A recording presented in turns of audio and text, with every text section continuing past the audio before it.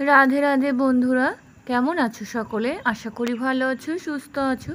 অনেক দিন বাদে আমি আর আমার হাজব্যান্ড আমার দুই ছেলেকে নিয়ে সাইকেলে বসিয়ে যাচ্ছিলাম একটা বৈষ্ণব সেবার নিমন্ত্রণ আছে সেখানে।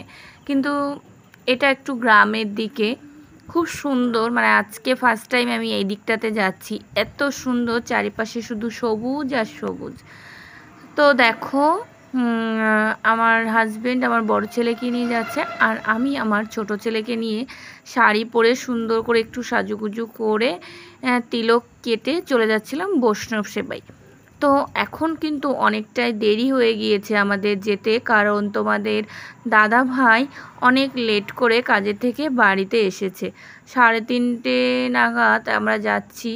কি বলবো, এখন গিয়ে ওখানে আদেও বৈষ্ণব সেবা মনে হয় শেষ হয়ে গিয়েছে। তো যাই হোক, চারপাশে এত সবুজ, মাঝখানের একটা সরু সরু বলতে 6 ফুটই মনে হবে বা 8 ফুটের একটা রাস্তা।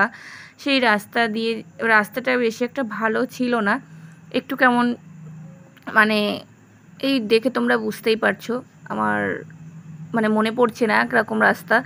যাই হোক, কিন্তু চারপাশটা এত সুন্দর ছিল গাইস, কি বলবো, পুরো সবুজ। অনেক বছর বাদে বলতে পারো, মানে বিয়ের পর হয়তো এরকম পরিবেশে আমি এসেছি কিনা আমার মনে পড়ে না।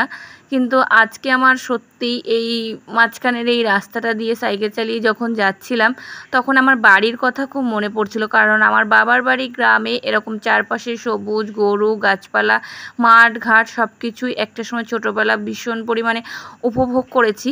আর আজকে যখন এই রাস্তাটা দিয়ে যাচ্ছিলাম, তখন ভীষণ ভীষণ ভীষণ মনে পড়ছিল সেই দিনগুলোর কথা, আর খুব মিস করছিলাম। তো দেখো, প্রায় কিন্তু চলে এসেছি। এই ঠাম্মাটাকে দেখে মনে হলো উনি মনে হয় ওই বৈষ্ণব সেবা থেকেই এই দিকটাতে যাচ্ছিল। তো আমাদের যে বাড়ি থেকে এটা অনেকটা দূরেই ছিল, আমাদের বাড়ি থেকে প্রায় 10-15 মিনিটের রাস্তা। তো সেখানেই যাচ্ছিলাম আমি আমার ছোটো ছেলেকে নিয়ে সাইকেলে যাওয়ার সময় ভাবছিলাম একটু ভিডিও করি আর এই সুন্দর পরিবেশটা তোমাদের সঙ্গে শেয়ার করি। তো কেউ ভিডিওটি স্কিপ করবে না, ভিডিওটি ভালো লাগলে লাইক কমেন্ট শেয়ার করবে আর চ্যানেলটিকে সাবস্ক্রাইব করে দেবে। ফাইনালি গাইজ চলে এসেছিলাম এই দাদা ভাইদের বাড়িতে। ইনি সম্পর্কে আমাদের বিয়ে হয়। তো বৈষ্ণব সেবা শেষ হয়ে গিয়েছে, সকলে দেখো সেবা নিচ্ছিল। এবার আমরাও বসে পড়লাম, কারণ আমাদের আস্তে আস্তে অনেকটা লেট হয়ে গিয়েছিল। তার জন্য বৈষ্ণব সেবা আর যে মানে অনুষ্ঠান ছিল সেটা প্রায় শেষ হয়ে গিয়েছিল। তো ফাইনালি গাইস খাওয়া দাওয়া কমপ্লিট করলাম, কমপ্লিট করে আবার বাড়ির দিকে রওনা দিচ্ছি, কারণ 5টা থেকে আমার দুই ছেলের প্রাইভেট পড়া ছিল। তো ভিডিওটি কেমন লাগলো কমেন্ট করে যাবে।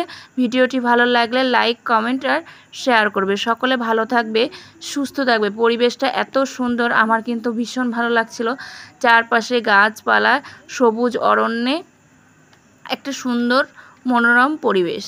তো বন্ধুরা, সকলে ভালো থেকো, সুস্থ থেকো। ভিডিওটি আজকে এখানেই শেষ করছি। পরবর্তী ভিডিওতে তোমাদের সঙ্গে আবার দেখা হবে।